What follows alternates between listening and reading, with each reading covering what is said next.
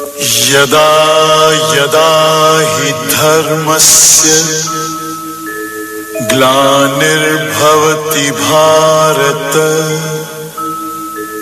अभ्युत्थानम् अधर्मस्य तदात्मानं सृजाम्यहम् परित्राणाय साधूनां विनाशाय च दुष्कृतां धर्म संस्थापनार्थाय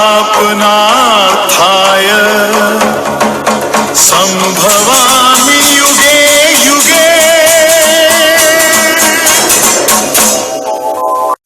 यदा यदा हि धर्मस्य ग्लानिर्भवति भारत अभ्युत्थानम् अधर्मस्य तदात्मानं सृजाम्यहम् परित्राणाय साधूनां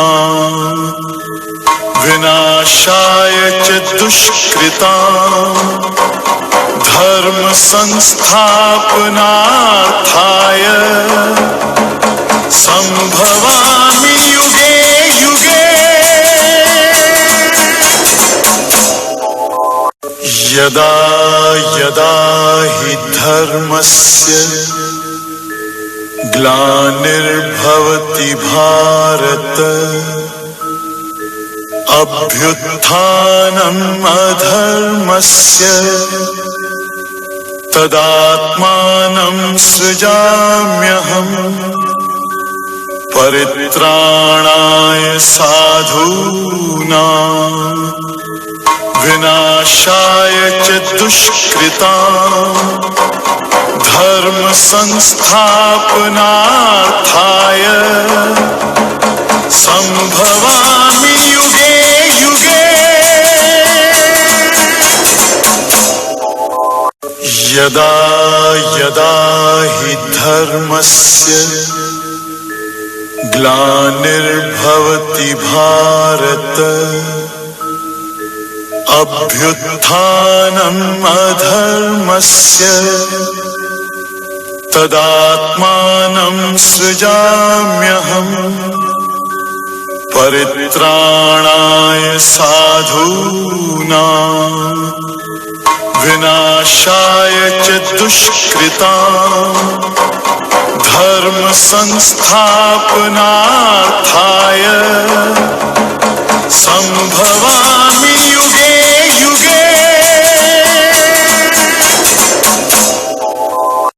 यदा यदा हि धर्मस्य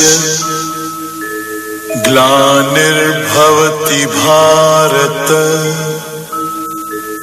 अभ्युत्थानम् अधर्मस्य तदात्मानं सृजाम्यहम् परित्राणाय साधूनां विनाशाय च दुष्कृतां धर्म संस्थापनार्थाय संभवामि युगे युगे।